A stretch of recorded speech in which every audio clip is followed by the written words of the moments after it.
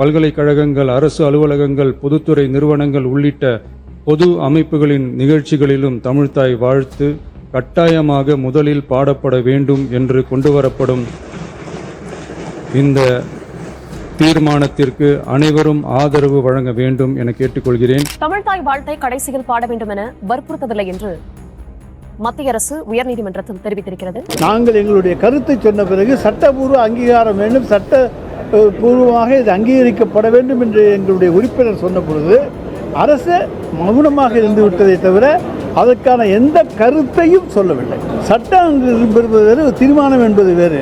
இதற்கு சட்ட அங்கீகாரம் பெற்றுத்தர வேண்டும், அப்பொழுதுதான் இது நிலைத்திருக்கும். வணக்கம், இது அரசின் கழகம். இன்று நாம் சந்திக்கிற அரசு விமர்சகர், பத்திரிகையாளர் திரு கவிதாகுமார் அவர்.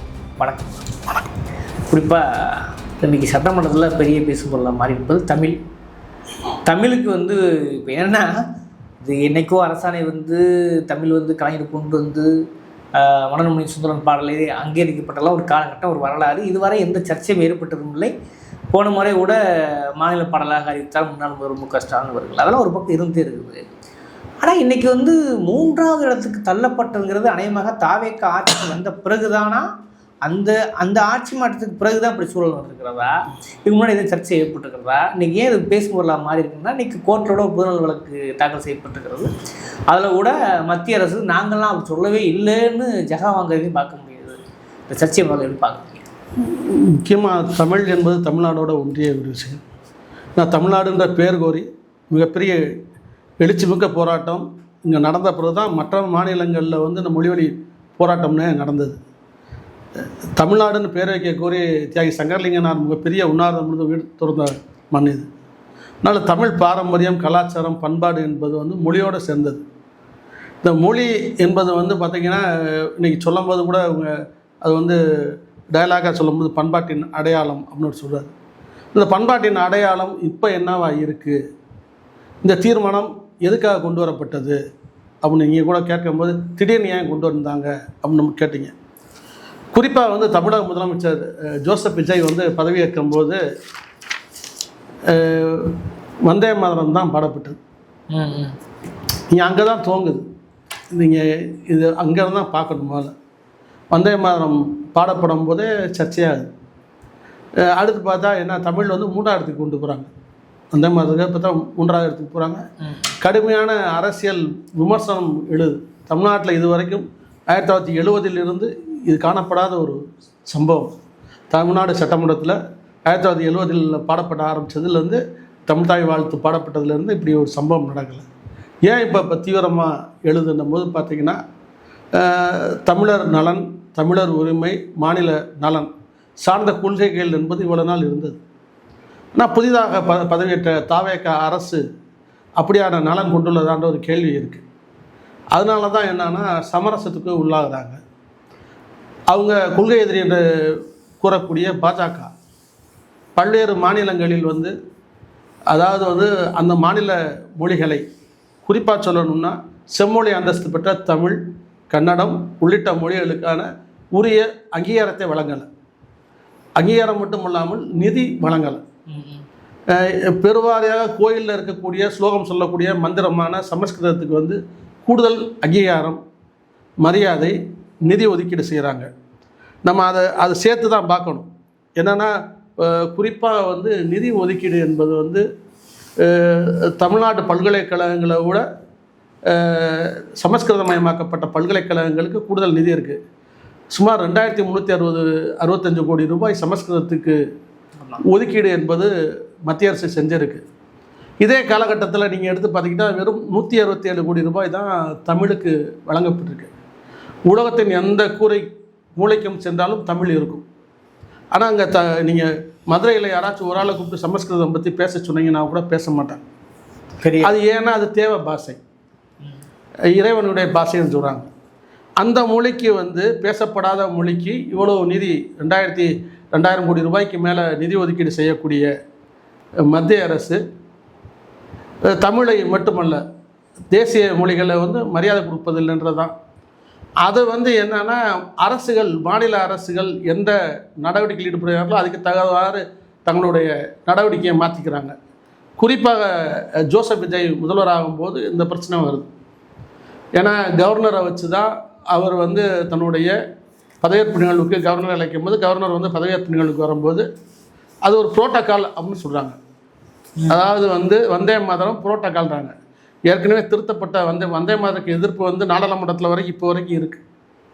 அது மக்களை பிரிப்பது மிகப்பெரிய பிரச்சனையை உருவாக்கி இருக்குன்னு வச்சுங்களேன். அதை வந்து இங்கே பாடணும். அவங்க வலியுறுத்துவதன் நோக்கம் என்பது தேச ஒற்றுமையை சிதைப்பது அந்த வடிவத்தில் தான் கொண்டு வராங்க. விஜய் வந்து அவர் வந்து முதலமைச்சராக பதவியேற்கும் போது அவர் மட்டும்தான் அப்போ பதவியேற்கும் போது இந்த பிரச்சனை வருது. அப்போ அந்த அரசுக்கு ஆதரவு கொடுத்த கட்சிகள் கடுமையாக விமர்சனம் பண்ணுறாங்க. என்னங்க அது எடுத்த உடனே முதல் கொண்டல் முற்றலும் கோலம் மாதிரி வருது அப்படின்னு சொன்னால் இல்லை சரி பண்ணிக்கிறோம் அப்படின்னு பள்ளிக்கல்வி அதாவது அவர் சொல்கிறது இல்லாமல் சில பேரை வச்சு பேச விடுறாங்க.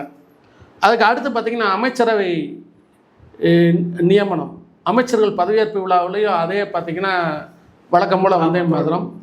அதுக்கு அடுத்து பார்த்திங்கன்னா 3வது இடத்துக்கு தான் போகுது. இப்போ இந்த அரசின் மீதான நம்பகத்தன்மை இந்த கட்சிக்கு ஆதரவு அளித்த இந்த அரசுக்கு ஆதரவு அளித்த கட்சிகளுக்கு வந்து நம்பகத்தன்மை ஒரு கேள்விக்குறியாக மாறுது. என்னடா தமிழ்நாட்டுக்குள்ளே இருந்துட்டு ஒரு தமிழ் வந்து பாட வேண்டிய தமிழ்தாய் வாழ்த்துக்கு முதலிடம் கொடுக்கக்கூடிய ஒரு இடத்துல இந்த அரசு அப்படி இல்லையே அப்படின்ற சந்தேகம் வந்து கூட்டணி கட்சிகளுக்கு உருவாகுது. எல்லாம் கண்டிச்சிருக்காங்க. இது மட்டும் இல்லாமல் ஆங்காங்கே தமிழ் அமைப்புகள் கண்டனத்தை தெரிவித்தது மட்டும் இல்லாமல் போராட்டங்களில் ஈடுபட்டன. நீ வரும் காலங்களில் தமிழ்தாய் வாழ்த்து முதலில் பாடப்பட வேண்டும். அது அரசு நிறுவனங்களாக கல்வி நிலையங்களாகட்டும் பல்கலைக்கழகங்களாகட்டும் எல்லா இடங்களிலும் தமிழ்தாய் வாழ்த்துக்கு முதலிடம் கொடுக்கணும் அப்படின்னு தான் வலியுறுத்தினாங்க. அதன் அடிப்படையில் வந்து இன்றைக்கி அவர் வந்து சிறப்பு தீர்மானம் கொண்டு வரார். சிறப்பு தீர்மானம் கொண்டு வருவதில் என்ன இருக்குது அப்படின்னு ஒரு கேள்வி இருக்குது. இப்போ சிறப்பு தீர்மானம் அவர் சொல்கிறாரு அனைத்து கல்வி நிலையங்கள் பல்கலைக்கழகங்கள் அரசு நிறுவனங்கள் அனைத்துலேயும் வந்து பொது அமைப்பு நிகழ்ச்சிகளில் முதல்ல வந்து தமிழ்தாய் வாழ்த்து தான் பாடணும் கட்டாயமும் அப்படின்னு சொல்கிறாரு. இந்த கட்டாயம் என்பது யாரை வலியுறுத்துகிறாரு? மக்களையா மத்திய அரசையா? ஏன்னா ஒரு மொழி சம்பந்தப்பட்ட ஒரு விஷயத்துக்கு இப்போ இங்கே இருக்கக்கூடிய பல்கலைக்கழகங்களில் பெருவாரிய ஆளுநர் தான் வந்து வேந்தராக இருக்கார். அவர் வந்து இப்போ இல்லை, கடந்த வேந்தரும் கடந்த தமிழக அரசுக்குமான மோதல் உங்களுக்கு தெரியும். அதாவது வந்து அரசுக்கு எதிரான ஒரு ஆட்சி செய்தவர் அவர். அதே பாணியை வந்து அர்லேக்கரும் வந்து பின்பற்றாரு தான் நான் பார்க்குறேன். ஏன்னா அவர் பார்த்தீங்கன்னா வந்து முதலில் வந்தே மாதரம் பாடணும். இந்த இடத்துல தான் நம்ம அந்த கேஸை பார்க்க வேண்டியது இருக்குது. நாங்கள் பெருசாக அழுத்தம் கொடுக்கலையே. ஆமாம், புரியல என்ன.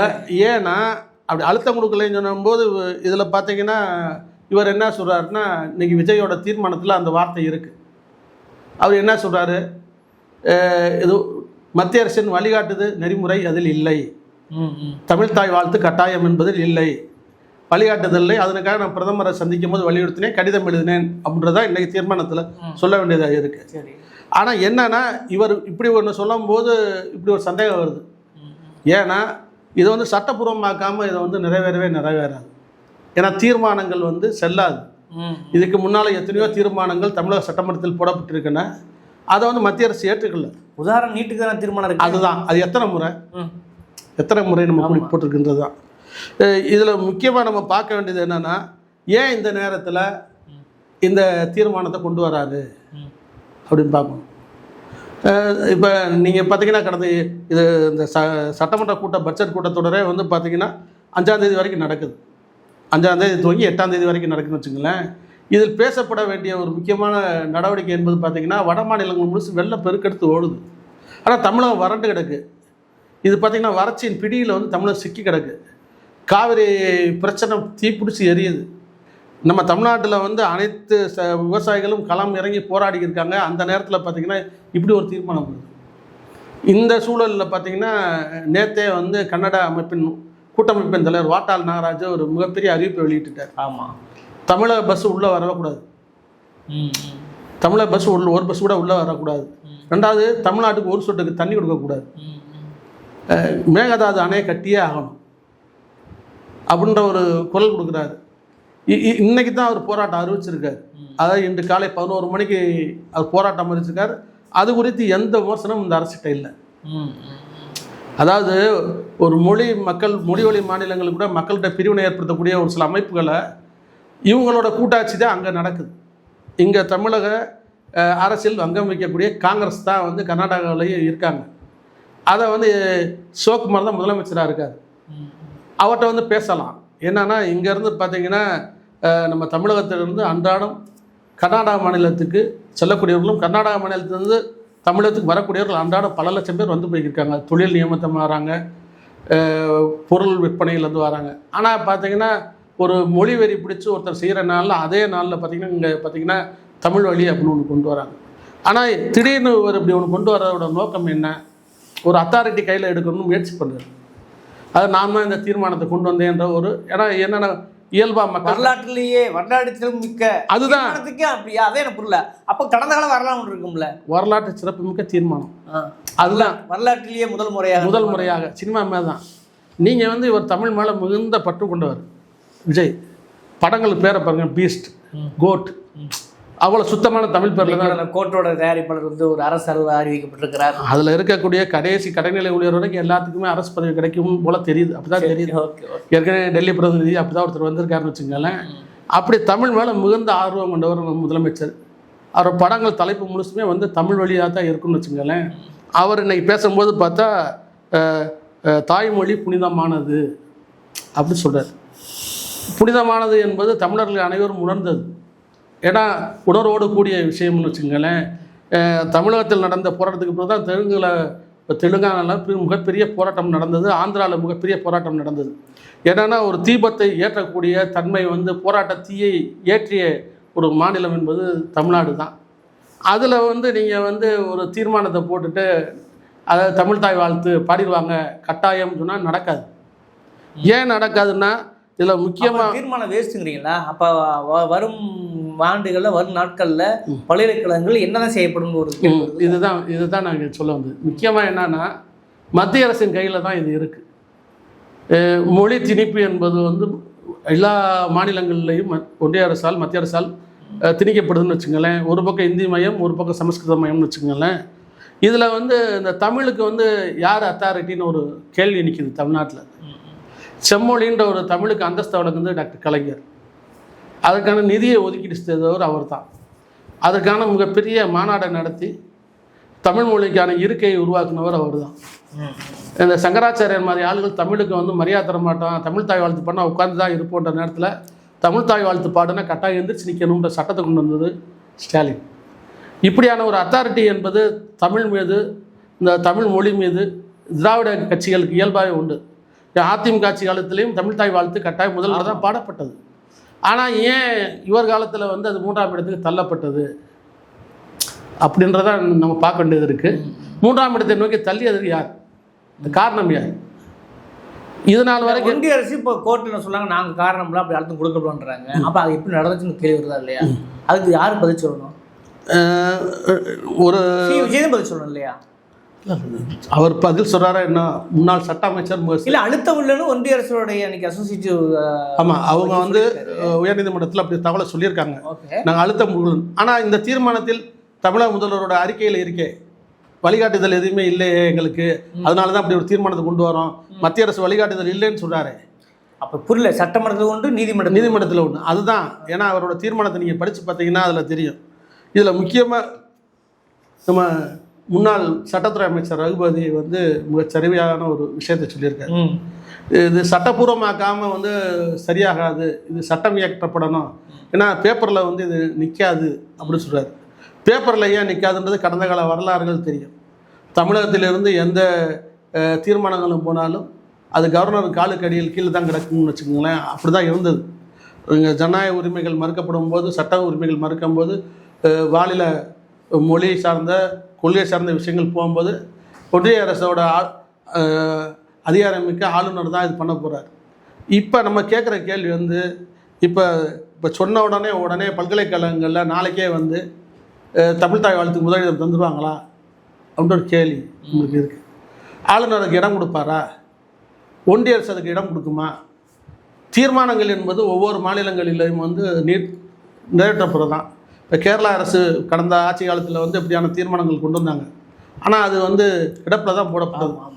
அதே மாதிரி இந்த தீர்மானம் என்பது கிடப்பில் தான் போடப்படும். இது சட்டமாக இயற்றப்படலைன்னு வச்சுங்களேன். இது வந்து செல்லாது. ஏன்னா இவர் வாட்டுக்கு சொல்கிற மாதிரி என் தமிழ் சினிமாவில் பேசுகிற மாதிரி பேசிட்டு போகலாம். ஆனால் அப்படி போய முடியாது. ஏன்னா ஒரே நாடு ஒரே மொழி ஒரே கொள்கை அப்படின்ற தீவிரமாக இருக்குது. இப்போ அந்த சூழலில் வந்து ஏன்னா இந்த மறுசீரமைப்பில் கூட நம்ம கரெக்டாக இருந்தாலுமே இந்த பிரச்சனைகள்லாம் இருக்குது. அவங்கள பலம் தமிழகத்தை வந்து ஒடுக்குவதற்கான எல்லா வேலைகளையும் ஒன்றிய அரசு செய்யுது. ஏன்னா தொகுதி வரையறை மறுசீரமைப்பில் தொகுதி ரொம்ப கம்மியாக போகுது. இப்படியான விஷயங்கள் நடந்துக்கிற நேரத்தில் இப்படியான விஷயம் ஒன்று வருது, இவர் கொண்டு வந்திருக்காரு. ஆனால் இன்றைய காலகட்டத்தில் இதை வந்து சட்டப்பூர்வமாக்காமல் வந்து தீர்மானம் இயற்றுவது என்பது சரியாக இருக்காதுன்றது தான். அப்படி நடக்க வாய்ப்பு இருக்கு. அப்படி தான் இருக்கும். அப்போ இதில் இன்னொரு விஷயம் பேசணும் இருக்குல்ல, வந்தே மாதரம் குறித்து தமிழ்நாட்டு அரசோட நிலைப்பாடு என்னன்னு ஒரு கேள்வி இருக்குல்ல. ஏன்னா வந்தே மாதரம் அரசுங்கிறது பல்வேறு இடதுசாரிகள் பல்வேறு முற்போக்காளர்கள் தேசியவாதிகள் உண்மையாக இருக்கக்கூடிய தேசியவாதிகளாக சொல்கிறாங்க. அதில் வந்து குறிப்பாக இது சம்பந்தமான விஷயங்கள் அதிகமாக இருக்கிறதா, குறிப்பாக மதம் ரீதியான குறியீடுகள் இருக்குது. அப்போ அதை கிறிஸ்தவர் பாடுவாரா, இஸ்லாமியர் பாடுவாரா, மதசார்பற்ற நாடுக்கு அது எப்படி ஒரு தேசிய பாடலாக அங்கீகரிக்கப்படும் கேள்வி இருக்கு இல்லையா? இது குறித்து எங்கேயும் இன்னைக்கு விவாதமே இல்லையா சட்டசபையில்? இல்லை, இந்த தீர்மானத்தை பார்த்தீங்கன்னா நீங்கள் ஒன்றிய அரசை கூட அவங்க எங்கேயும் சுட்டி காட்ட விரும்பலை, பெருசாக சுட்டி காட்ட விரும்பலை. ஏன் இந்த பிரச்சனை வந்துச்சுன்றது இப்போ நம்ம பேசியிருக்கோம். இந்த டிபேட்டே வந்து என்னென்னா ஏன் இந்த தீர்மானம் குறித்து நம்ம பேசுகிறோம்னு இருக்குது. 1970 பாடிக்கொண்டிருந்த ஒரு பாடல் திடீர்னு பார்த்தா இப்போ விஜய் வந்த பிறகு இப்படி ஒரு தீர்மானம் நிறைவேற்ற வேண்டிய இடத்துல இருக்குன்றது தான் மிக மிக வருத்தமான. அந்த நேரத்தில் வந்து பார்த்திங்கன்னா வந்தே மாதரத்தை பாடுங்கன்னு அவங்க இப்போ நாடாளுமன்றத்தில் கடந்த வாரம் வந்துருச்சு. இந்த மசோதா கொண்டு வந்து கடுமையான போராட்டம் நடக்குது. பல்வேறு மாநிலங்களில் வந்து கிளர்ச்சி நடக்குது. ஏன்னா நீங்கள் வந்து திணிக்கிறீங்கன்னு. அந்த விஷயம் என்பது இங்கே தமிழ்நாட்டிலே அது சாத்தியப்படும், அது திணிக்க தான் செய்வாங்க. அதை வலுவாக வந்து இப்போ இன்றைக்கி வந்து பார்த்திங்கன்னா ஒரு நல்ல விஷயம் என்பது இந்த தீர்மானத்தை திமுக, அதிமுக, இடதுசாரிகள், பாமக, விசிக உள்ளிட்ட அனைத்து கட்சிகள் ஆதரித்திருக்கின்றன. அதேமாதிரி இப்படியான ஒரு சட்டப்பூர்வமான எதிர்ப்பை மத்திய அரசுக்கு கொண்டு போவதற்கு அனைத்து கட்சிகளோட ஆதரவோடு செய்யணும். இல்லாவிட்டால் வந்தே மாதரம் தான் திருப்பி முன்னால் வரும். தமிழ்தாய் வாழ்த்து 3ஆம் இடத்தை நோக்கி தான் போகும். அதுக்கு என்னென்னா விஜய் செய்ய வேண்டிய ஒரு முக்கியமான வேலை என்பது அனைத்து கட்சியை ஒருங்கிணைத்து இதுக்கு சட்டப்பூர்வமான நடவடிக்கை மேற்கொள்ளணுன்றது தான் என்னோட கருத்து. ஆனால் அனைத்து கட்சி கூட்டத்துக்கு யோசிக்கிறார். அனைத்து கட்சி கூட்டி காவேரியாக கூட்டாங்க, இதுக்காக கூட்ட போகிறாரு இல்லை. காவேரின்றது ஒரு பெரிய அரசியல். நதிநீர் தாவா பிரச்சனை வந்து நீண்ட நாளாக இருக்குது. நம்ம தமிழகத்துக்கும் கர்நாடகாவுக்கும் மட்டும் இல்லாமல் பல்வேறு மாநிலத்துக்கு, பாண்டிச்சேரிக்கும் அந்த தண்ணி போகுது. இப்போ பார்த்திங்கன்னா பாண்டிச்சேரி பெருசாக பேச, ஏன்னா டிஎம்சி தண்ணி கம்மி. ஆனால் நம்மளுக்கு வந்து பார்த்திங்கன்னா நதிநீர் என்பது வந்து உரிமை, தமிழகத்துக்கான உரிமை. இந்த முறை தான் முதலாக வந்து காவிரியில் தண்ணீரே இல்லை, மழை பெஞ்ச தண்ணி மட்டும்தான் வந்திருக்கு. இல்லாட்டா கடந்த காலங்களில் எல்லாமே நம்மளுக்கு காலகட்டத்தில் திறந்து விட்ருவாங்கன்னு வச்சுங்களேன். எவ்வளோ முரணாக இருந்தாலும் பேச்சுவார்த்தை மட்டும் இல்லாமல் நதிநீர் ஆணையம் என்ன சொல்லியிருக்கோ அதன் அடிப்படையில் தண்ணி திறப்பாங்க. அவங்க எவ்வளோ தான் வறண்டு இருக்குன்னு சொன்னாலுமே. ஆனால் என்னென்னா இது அமைச்சர்களே வந்து வறண்டு கிடக்குன்னு சொல்லும்போது ரொம்ப வருத்தமாக இருக்குது. இது நம்மளோட உரிமையில் அது. இப்போ அடுத்த ஒரு அணை நம்பி அந்த வார இப்போ இந்த நீர் தான் நம்மளுக்கு வந்துக்கிருக்குன்னு வச்சுக்கோங்களேன். ஆனால் அது அப்படி இருக்கக்கூடாதுன்றது தான். இப்படியான பிரச்சனைகளில் வந்து கூடுதலான கவனம் செலுத்த வேண்டிய அவசியம் முதல்வருக்கு இருக்குது. இந்த பிரச்சனையில் பேசுகிற நேரத்தில் வந்து கூடுதல் கவனம் வந்து நம்ம தண்ணி பிரச்சனையில் பேசணுன்றது தான். ஆனால் இந்த தண்ணி பிரச்சனையை போல் வந்து டாஸ்மார்க் ஆன்லைன் தண்ணி பிரச்சனை தான் நேற்று ஓடிக்கி இருக்குன்னு வச்சுங்களேன். எனக்கு கிடைக்கல அப்படின்னு புகார் பண்ணிக்கிருக்காங்க. ஆகவே இந்த தமிழ்தாய் வாழ்த்து பிரச்சனையில் வந்து இந்த நீங்கள் சொன்னும் போது ஏன் அனைத்து கட்சி கூட்டம் நடத்த மாட்டேங்கிறாரு அப்படின்னு கேட்குறீங்க. கூட இருக்க காங்கிரஸ் கட்சி வந்து கடுமையாக எதிர்க்கும்ல, அதுதானே ஆட்சி செய்யுது கர்நாடகாவில். அவர் வராதிங்கன்னு சொல்லும் போது இவர் பார்த்தா நான் போகிறேன்னு இப்போ என்ன சொல்கிறாரு, ஒரு பெரிய பிட்ட போகிறாரு, அங்கே போனால் எனக்கு இழுக்கு ஏற்பட்டாலும் பரவாயில்லன்னு சொல்கிறார். அது தேவையில்லையே. அனைத்து கட்சி கூட்டத்தை கூட்டி முடித்து போய் பிரதமரை பார்க்க வேண்டியதானே. எங்களுக்கு ஏற்கனவே வழங்கப்பட்ட நியாயப்படியான நீரை வழங்கணும்னு சொல்லி பிரதமர் வலியுறுத்த வேண்டியதானே. இல்லை திருப்பி ஒரு மாநில முதல்வரை பார்க்கும்போது எப்படி இருக்கு, ஏன்னா அணை கட்டுவதற்கான அனைத்து முஸ்தீப்பு வேலைகளையும் அவங்க துவக்கிட்டாங்க. அது பார்த்திங்கன்னா நம்ம தமிழக எல்லை ஓரத்திலே அந்த அணை வருது, ஒரு சொட்டு தண்ணி நம்மளுக்கு கிடைக்காது. பார்த்திங்கன்னா இனி வந்து நீங்கள் வந்து உபரி நீரும் கூட வராது, அந்த அளவுக்கு வேலையை பார்த்துக்கிட்டு இருக்காங்க. காங்கிரஸ் இந்த கூட்டணியில் இருக்கிறதுனால அவங்க பார்த்தா இவர் பார்த்திங்கன்னா அதுக்காகவே பார்த்திங்கன்னா கூட்டத்தை கூட்டுறதுக்கு ரொம்ப தயங்கினார். அது கடுமையாக அனைத்து கட்சியுமே வலியுறுத்தினேன். அனைத்து கட்சி கூட்டத்தை கூட்டுங்க, காவிரி நீர் பிரச்சனையை பேசுங்க. ஏன்னா இப்போ டெல்டாவில் பார்த்திங்கன்னா அன்றாடம் பார்த்திங்கன்னா நீங்கள் அடுத்து பட்டினிச்சாவு தஞ்சை டெல்டா பகுதிகளில் உருவாகிறதுக்கான சூழல் உருவாகிடுச்சு. ஏன்னா அவங்களுக்கு வந்து விவசாய கடன் தள்ளுபடி இல்லை, கிடைத்த பயிர்களுக்கான விலை கிடைக்கல, அதில் அந்த தண்ணி வரலன்னும் போது பயிர்கள் ஃபுல்லாக கருகிட்டு கிடக்கு. இதுக்கு உடனுக்குடன் வந்து குரல் இருக்கக்கூடிய முதலமைச்சர் பார்த்தீங்கன்னா அதுக்கு நதிநீர் பிரச்சனைகளான பெரிய கவனம் இல்லாமல் இருக்கார். இந்த விஷயத்தோடு இன்றைக்கி நம்ம பார்க்குறது வந்து இந்த பிரச்சனைகளில் முக்கியமாக அதை தான் பார்க்கணுன்னு தான் நான் விரும்புகிறேன். நான் அப்போ இந்த விஷயத்தில் நம்ம இறுதி என்ன புரிஞ்சுக்கிறது, தமிழ் தாய் வாழ்த்து விஷயம் என்ன புரிஞ்சுக்கிறது? 1970 நவம்பர் 23 அது ஒரு முக்கியமான நாள். ஆமாம், தமிழ் தாய் வாழ்த்து பாட வேண்டும் என்று அரசாணை வெளியிடப்பட்ட ஒரு முக்கியமான நாள். 70 ஆண்டுனா இப்போ பார்த்துங்க எத்தனை வருஷமாச்சு. இதனால் வரைக்கும் வந்து இந்த அரசாணை மீறப்படலை. அதிமுக ஆட்சி காலத்துலேயும் அது மீறப்படலைன்னு வச்சுக்கோங்களேன். ஏன்னா தமிழ் தாய் வாழ்த்துக்கு உரிய அங்கீகாரத்தை வந்து அதிமுகவும் கொடுத்துருக்கு, திமுகவும் கொடுத்துருக்கு. ஆனால் அந்த அதிமுக காலத்தில் தான் சங்கராச்சாரியார் வந்து எந்திரிக்க மாட்டேன் ஆமாம் அப்படின்னு உட்காந்துருந்தார். ஆனால் அவங்க அதனால் பெருசாக அவங்கள்ட்ட தியானத்தில் இருந்தோம்னாரு. என்னென்னா அவர் இயல்பாக வந்து நீங்கள் பாடும்போது எனக்கு தியானத்தில் தான் இருந்தேன்னு சொன்னார். அதை வந்து பார்த்தீங்கன்னா ஸ்டாலின் ஏற்றுக்கல. திமுக ஆட்சியில் முதல்வர் அவர் வந்த உடனே என்ன சொன்னால் அனைவரும் எழுத்து நின்று தமிழ் தாய் வாழ்த்துக்கு உடனுக்குடன் வந்து நீங்கள் வந்து மரியாதை கொடுக்கணும். அது யாராக இருந்தாலும் சரி தான், யாராக இருந்தாலும் சொல்லணும்ல, அந்த தைரியம் அவங்கள்ட்ட இருந்துச்சு. ஆனால் இந்த அரசு அது இல்லைன்றது தான். வந்து 3 மாதம்தான் ஆகுது. ஏன்னா இந்த அரசோட தெரியும் பலம் பலகீனம். நான் கடந்த 53 ஆண்டுகளாக வந்து திராவிட ஆட்சிகளில் வந்து அந்த சுய இது இருந்துச்சு, அதாவது போராடும் குணம் இருந்தது, தமிழ் மொழி மோதி பற்று இருந்துச்சு, மாநில சுயாட்சி மேலான கவலை இருந்தது. ஆனால் இந்த அரசு இல்லைன்றது தெரிஞ்சிருக்கு. அதில் வந்து எனக்கு தீர்மானம் என்பது இது வெளிப்படுத்தினது வந்து பார்த்திங்கன்னா தமிழை வெளிப்படுத்தலை, தன்னோட கையாளத்தனத்தை வந்து வெளிப்படுத்திருக்கு தாவேக அரசுன்றது தான் நான் பார்க்குறேன். முக்கியமாக இதை நம்ம எப்படி பார்க்கணும்னா, இப்போ வலுத்தவன் வந்து ஏதாச்சும் செய்யும் போது இளைத்தவன் வந்து பணிஞ்சு தான் போவான். அப்படி தான் சூழலில் இருக்குது. மத்திய அரசு வந்து இதை வந்து ஒரு மொழி திணிப்பை வந்து செய்யும்போது அது எதுக்கிறது இல்லை, எழுக்கிறதுல பம்புறாங்க. வலுவாக வந்து மாநில உரிமை காக்குவதில் வந்து திராவிட கட்சிகள் மாதிரி இந்த கட்சி தாவேக இல்லைன்றது தான் இன்றைக்கி சூழல். திடீர்னு பார்த்தா அதுக்கு நம்ம கோர்ட்டுக்கு போகிறோம்னா கோர்ட்டு என்ன சொல்லும்? ஏற்கனவே மத்திய அரசு வழிகாட்டுதல் என்பது ஒரு அனைவருக்கும் வந்து அரசாணை இது அனுப்பிட்டாங்க, வழிகாட்டு நெறிமுறை அனுப்புனாங்க. அதன் அடிப்படையில் தான் வந்தே மாதரம் பாடப்பட்டதுன்னு பள்ளிக்கல்வித்துறை அமைச்சர் எப்பயும் சொல்லியிருக்காரு. இப்போ அந்த வழிகாட்டு நெறிமுறை தானே இங்கேயும் செல்லும். இப்போ தமிழ் தாய் வாழ்த்துக்கான அப்படி ஒரு தீர்மானம் போட்டால் உயர்கல்வி நிலையங்களில் வந்தே மாதரம் போடுவாங்களா, தமிழ் தாய் வாழ்த்து போடுவாங்களா?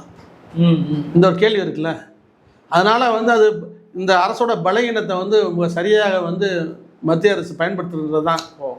அதை அப்படி தான் நம்ம பார்க்கணும். இதில் இவங்க வந்து தமிழ் தாய் வாழ்த்துக்கு இப்படி ஒரு தீர்மானம் போட்டுட்டோம் அப்படின்னு ஒரு நாடகத்தை போடுறாங்க. ஆனால் இது நாடகம் இல்லை, அம்பலமாயிடும், விரைவில் அம்பலமாகும்னு வச்சுங்களேன். நீங்கள் வந்து அரசு தமிழ்நாடு அரசு கல்வி நிலையங்களில் வேணால், பள்ளி கல்வி நிலையங்களில் வேணால் இது அமுலாகும். உயர்கல்வி நிலையங்களில் இது ஆகுமான்னு ஒரு கேள்வி இருக்குது. ஏன்னா உயர்கல்வித்துறை அமைச்சராக இருக்க விஸ்வநாதன் இதை ஏற்றுக்குருவாரா? ஏன்னா அவரை ஏற்றுக்குருவாரான்னு ஒரு கேள்வி இருக்குல்ல. ஏன்னா இவங்க ஆளுநர் வந்து சொல்கிறத வந்து மீறி அவர் எப்படி செய்ய முடியும்? ஆளுநர் வந்து இப்போ நீங்கள் எதிர்ப்பு தெரிவிக்கலாம், ஆளுநர் வேறு மத்திய அரசு வேறு அப்படின்னு காமிச்சுக்குறாங்க. கோர்ட்டில் போகும்போது அப்படி தான் காமிப்பாங்கன்னு வச்சுக்கோங்களேன். இப்போ வந்து வந்தே மாதத்துக்கு தான் முதலிடம் சொன்ன பிறகு இவங்க என்ன செய்ய முடியும்? ஆகவே இது அம்பலப்பட்டு நிற்கிற அரசு இந்த தமிழையும் தமிழ் மொழியும் காக்கணும்னா சட்டப்பூர்வமான நடவடிக்கைகள் மேற்கொள்ளணும். இல்லைன்னா வந்து மீண்டும் வந்தே மாதம் தான் பாடப்படும். அப்படி சொல்ல இருக்கு. அப்படி தான் இருக்குது. பார்ப்போம் என்ன நடக்குதுன்னா. வரக்கூடிய காலகட்டங்களில் குறிப்பாக உயர் பல்கலைக்கழகங்களில் என்ன நடக்குதுன்னு தெரியல. வந்த பிறகு தீர்மானத்துடைய பலவீனம் தெரியும்னு நினைக்கிறேன். ரகுபதி சொன்ன உடைய அந்த அர்த்தமும் அப்போ தான் புரியும்னு நினைக்கிறேன். அப்படி மக்கள் பார்வைக்கு விட்டு விடுறேன். இந்த விவாதச்சொல் அறக்கலத்து நேரம்